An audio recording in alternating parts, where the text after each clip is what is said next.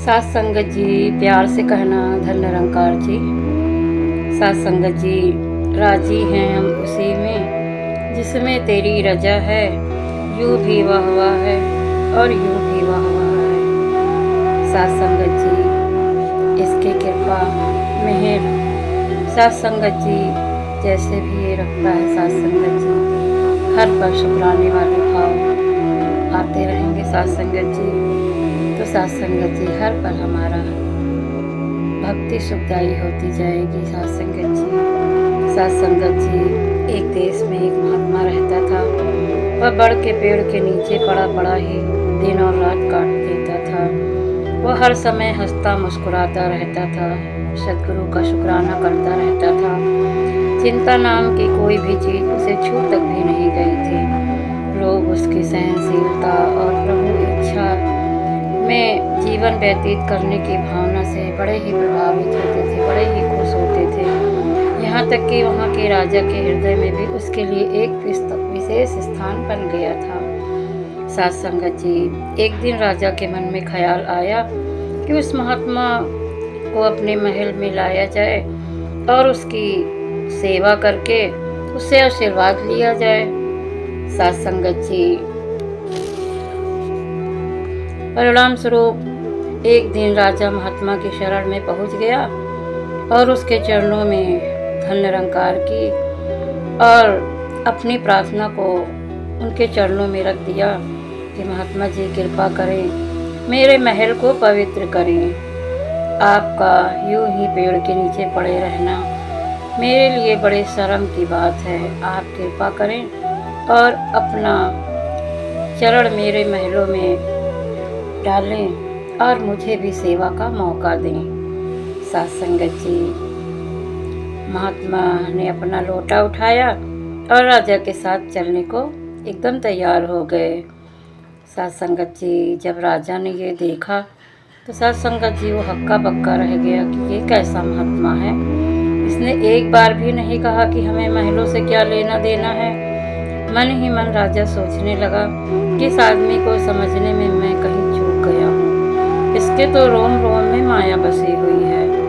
खैर, क्योंकि राजा स्वयं बुलाने आया था, इसलिए चुपचाप उस महात्मा को लेकर अपने महल में पहुँच गया।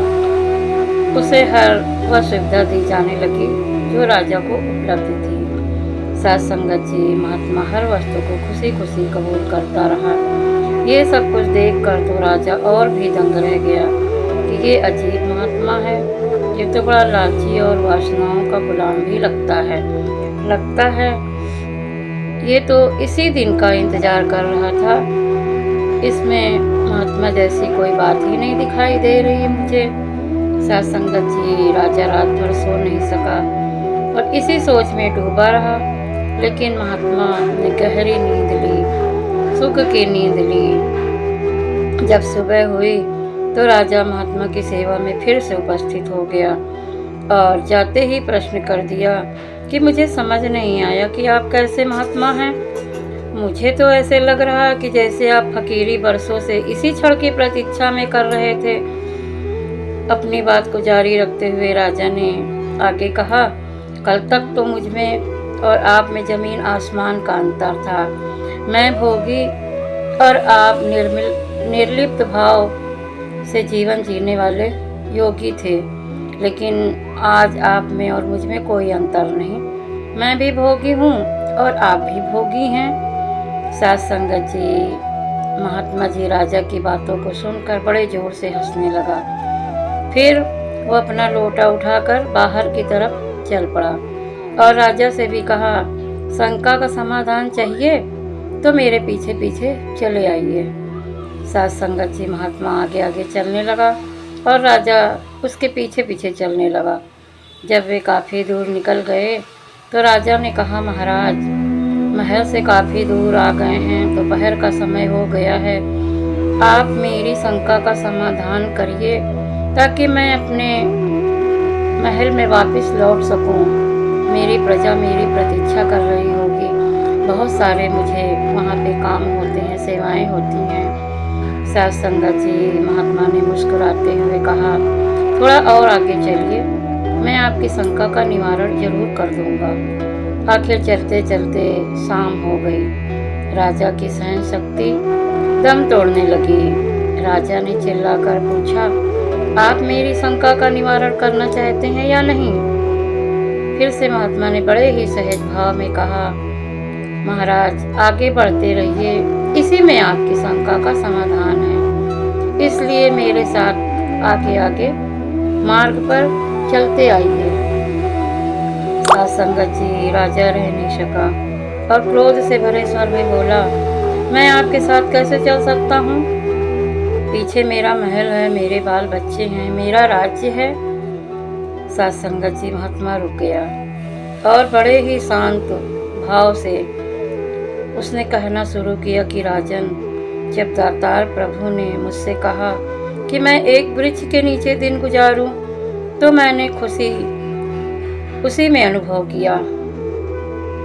और कल दातार प्रभु ने मुझे राजमहल की सब सुविधाएं बख्शी, तो मैंने उन सबको भी सहर्ष से स्वीकार किया, क्योंकि दातार प्रभु जो भी प्रदान करे उसका आनंद लेना ही हमारा कर्तव्य है। तुम देख ही रहे हो कि आज मेरे प्रीतम ने फिर मुझसे चाहा कि मैं महलों से दूर कहीं चला जाऊं, तो मैं उसी प्रसन्नता से बड़ी दूर बढ़ता चला जा रहा हूँ। लेकिन तुम अपने अंदर झांक कर देखो कि क्या तुम इसे प्रसन्नता से स्वीकार कर पाए? क्या तुम महलों से दूर रहकर भी वैसी प्रसन्नता का अनुभव कर पा रहे हो? क्या तुम दातार की रजा में राजी रह पाए हो? मुझे विश्वास है कि तुम स्वीकार करोगे कि तुम्हारे रोम रोम में महल व राज्य की सुख सुविधाएं पूरी शक्ति के साथ बसी हुई हैं।